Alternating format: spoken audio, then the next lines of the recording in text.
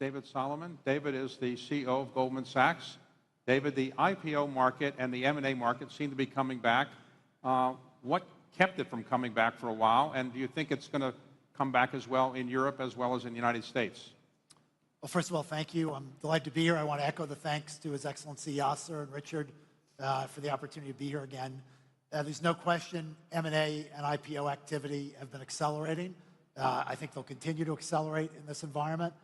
I think there are different reasons why there were headwinds over the course of the last handful of years with respect to both. With respect to M&A, confidence and also the regulatory environment weighs. And so I think with respect to M&A, no matter where you were operating in the world, if you wanted to do large, interesting, strategic things, one of the first questions was, can we? And no matter what the question was, the answer was generally no.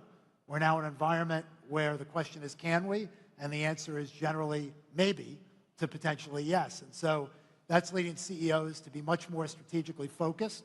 I think scale continues to matter enormously.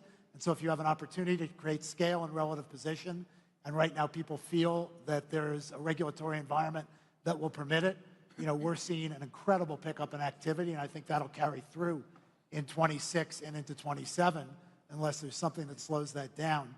With respect to the IPO market and also financial sponsor activity, and Scott, alluded to this, 2020 and 2021 led to significant markups in private investments, and then 2022 led to a different valuation equation, and it's just taken time for us to grow into that.